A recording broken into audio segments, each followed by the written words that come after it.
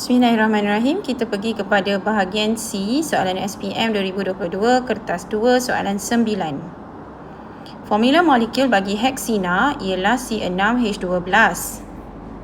Okey, kita highlight dulu heksina C6H12. Manakala formula molekul bagi heksana ialah C6H14. Persamaan kimia berikut mewakili tindak balas penghidrogenan heksina C6H12 untuk menghasilkan heksana. Soalan dia, ada beberapa soalan, jadi kita kena highlight. Nombor 1, apakah maksud formula molekul? Kita tulis nombor 1. Soalan dia yang nombor 2. Nyatakan satu maklumat kualitatif, satu maklumat kuantitatif. Okey, so ini soalan nombor 2, ini soalan nombor 3. Okey, yang diperoleh daripada persamaan kimia tersebut. Yang terakhir, banding dan bezakan heksana dan heksina dari segi formula kimia. Okey, soalan ni orang jadi takut sebab markah dia 8. Tapi kalau you tengok nanti macam mana nak jawab tu, nanti you kata macam tu je ke? Okey. So, kita pergi kepada soalan pertama. Soalan pertama saya malas. Bukanlah malas. Malas is a bad word. Saya tak adalah nak tulis semula sebab nanti tulisan saya tak lawa. So, saya dah type. Okay, formula molekul you mesti dah tahu dah definisi formula molekul. So, formula molekul ialah formula kimia yang menunjukkan bilangan sebenar atom setiap unsur dalam satu sebatian atau molekul. Okay, so saya nak ingatkan sekali lagi, bila you beri definisi, you tak boleh, apa yang orang selalu buat, sama ada dalam latihan ke apa-apa benda, dia terus tiba-tiba bilangan sebenar, dia tulis kat sini, yang saya kurungkan ni, dia start kat sini. Tak boleh terus start dengan bilangan sebenar. Sebab apa yang bilangan sebenar? It is a formula kimia. Jadi you start dengan perkataan formula kimia. Sama dalam buku teks pun, you carilah buku teks tingkatan 4. You tengok definisi dia, dia akan bermula dengan formula kimia yang menunjukkan bilangan sebenar atom setiap unsur dalam satu sebatian atau molekul. Okey, settle. Markah pertama dah dapat. Okey, point nombor 2, dia nak maklumat kualitatif. Apa benda ni? Ini berkaitan dengan mentafsir persamaan kimia, betul tak? So, dalam maklumat kualitatif kan ada dua bahagian. Saya ada sebut dalam video-video sebelum ini. Dia ada bahan dan hasil tindak balas. Dan ada keadaan jirim. Okey. Tapi keadaan jirim ni ada tak dia mention kat sini? Tak ada kan? Kalau dia mention keadaan jirim, apa dia kena letak? Dia kena letak dalam kurungan. Contoh, gas atau pepejal atau cecair atau aqueous. Dia kena letak semua ni. The thing is, dia tak ada letak pun. Jadi, tak bolehlah letak keadaan jirim ni as part of your answer. You don't know pun. Heksana ke heksina ni dalam keadaan apa. So, untuk this particular soalan, tak boleh lah. Oh ya, untuk murid tingkatan 4, mungkin you rasa apa benda heksina ni? Dah lah satu heksina, satu heksana, nama nak lebih kurang. Tapi bilangan hidrogen berbeza. Okey, yang ini sebenarnya you akan belajar di tingkatan 5, iaitu bab 2 sebatian karbon. So, bagi murid tingkatan 5, mungkin ada yang dah masuk topik sebatian karbon ni. Ada yang belum. So, you pun mungkin tak tahu juga. So, don't worry kalau you rasa macam perkataan ni very foreign. Okay, tak tahu apa benda perkataan ni. So, it's okay. You still boleh jawab. Percayalah cakap saya, you still boleh jawab benda ni. Okay, so maklumat kualitatif dia apa? Sebut je bahan dengan hasil tindak balas. So, kalau you nak senang, you tulis je lah bahan tindak balas. Apa bahan tindak balas dia? Kan dia bagi tahu kat sini. Dia ada sebut kan? Ni heksina, ini heksina. Ini apa ni? Ini hidrogen. Heksina dan hidrogen. Hasil tindak balas? Apa dia? Hasil tindak balas ialah heksana. Ni. Heksana. Macam tu je jawab. Tak payah jawab lengthy. Maksud saya adalah tak perlulah buat masa soalan BM. Contoh, satu maklumat kualitatif bagi tindak balas bagi persamaan kimia ini ialah Tak payah semua tu. Ayat tu tak perlu. Kita ni jawab kertas sains tulen. So mana-mana fizik ke kimia ke bio ke, dia direct to the point. So selalunya cikgu-cikgu sains ni, cikgu-cikgu fizik kimia bio ni direct to the point. Alright. So itu je. Dah settle. Kalau you nak bubuh dalam bentuk ayat, boleh je, tak ada masalah. You basically tulis balik. Heksina bertindak balas dengan hidrogen menghasilkan heksana. That's it. Itu sahaja. Habis tu cikgu yang ini kena sebut tak? Yang ini adalah keadaan tindak balas ni. Kan remember maklumat kualitatif hanyalah bahan dengan hasil tindak balas. So tak nak sebut yang tu tak ada masalah. No need lah, tak payah sebut. Okay. Dan dia nak maklumat kuantitatif pula. Okay, bila maklumat kuantitatif, dia akan jadi automatik you kena sebut dalam satu ayat. Sebab apa? Maklumat kuantitatif adalah berkaitan dengan bilangan mol. So, you akan sebut 1 mol heksina bertindak balas dengan 1 mol hidrogen menghasilkan 1 mol heksana. Okay.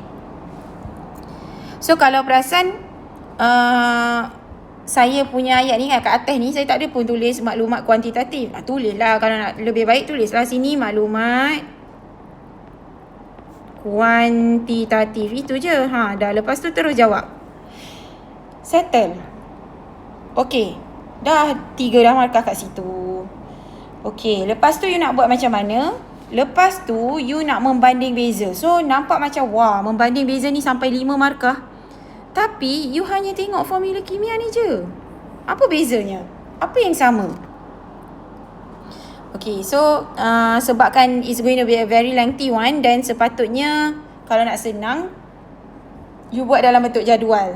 So let's say this is heksina, which is C6H12 tadi. Okay, dan ini adalah heksana, C6H14. Okay. So apa persamaan dia? Apa yang you nampak? Tengok formula saja. Dia ni ada karbon dan ada hidrogen. Betul tak? Tulis itu. Melibatkan unsur karbon. Kalau takut orang tak terima, je lah. Karbon dan hidrogen. Tapi sebenarnya you tulis C dengan H tu pun dah diterima. Tak ada masalah. Lagi apa? Kalau lah you nampak ni. Ada 6 karbon. Yang ni pun ada 6 karbon.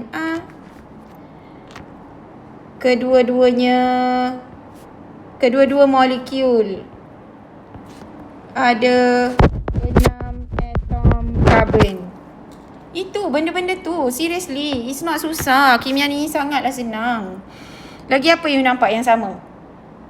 Kalau you dah belajar sebatian karbon, you boleh sebut dia ni adalah hidrokarbon.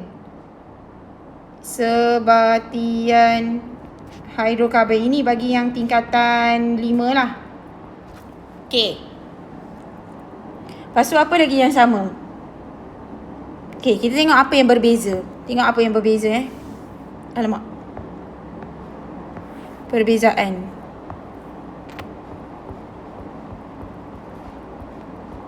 Okay. Perbezaannya ni. Nampak tak ni? Okay. Bilangan atom hidrogen. Noktah bertindih contoh you tulis 12. Ini bilangan atom hidrogen 14. Macam tu je. Okay, lagi apa you nak cakap? You nak sebut formula empirik pun boleh. Yang ini macam the tersirat part. Dia macam you jawab rumusan, saya rasa BM. Apa ni? Tersurat dan tersirat. Dulu saya macam tu lah. Sorry ya kalau sekarang bukan macam tu. Okay. So, kita tengok formula empirik dia. Formula empirik untuk C6H12 ni apa? CH2 kan. Lepas tu yang si apa ni, heksana ni, formula empirik dia apa? Formula empirik dia kena bahagi 2 je kan. Ni bahagi 2, ini bahagi 2. So C3H7 kan. Betul tak? Okay, so yang terakhir, bilangan atom. Macam kira bilangan, Allahu Akbar, bilangan atom. Kira ni, ini ada 6, ini ada 12, ada 18 atom. Okay, ini ada bilangan atom dia berapa? Tapi dalam exam janganlah tulis BIL, je lah bilangan. Saya yelah tulis short form. Awak janganlah ikut benda yang tak elok. Awak ikut benda yang baik sahaja, okey? Okey, ni 6 campur 14, 20. Atau kalau you nak sebut contoh, you nak sebut bilangan atom heksina sedikit berbanding heksana pun boleh. Okey. So dari segi markah dia macam mana? Tadi kan sampai sini dah 3 markah. So dekat sini markah mana? Ini markah nombor 4. Sebab you sebut dua-duanya melibatkan karbon dengan hidrogen. Lepas tu you sebut ini, point nombor 5 ni. Kalau you sebut yang ini sama je dengan point nombor 4. Jadi kalau you dah sebut point nombor 4 tu, lepas tu you sebut lagi sebatian hidrokarbon, tak ada dalam markah sebatian hidrokarbon ni. Kenapa pula sama? Sebab hidrokarbon literally means ada hidrogen, ada karbon. Which is point nombor 4. Dapat? Okey, lepas tu point nombor 6, bilangan atom hidrogen. Point nombor 7, formula empirik CH2. Okey, point nombor 8 ni. Tak ke jadi 8 markah kat situ? Okey, katalah you kata, alamak cikgu, saya tak terfikir pun point nombor 7 dengan point nombor 8. Okey lah, you kurang 2 markah. 2 markah daripada 100 keseluruhan kertas 2. Masih ada lagi 98. Masih lagi A+ kalau you total up everything. Okey. So sebenarnya kimia tak susah mana. It's just that sometimes the answer is staring at you, tapi kita macam fikir susah benar. Sometimes you kena fikir a little bit further. Macam tu. So depends on the question lah. Alright. Itu sahaja. Sekian. Terima kasih. Bye.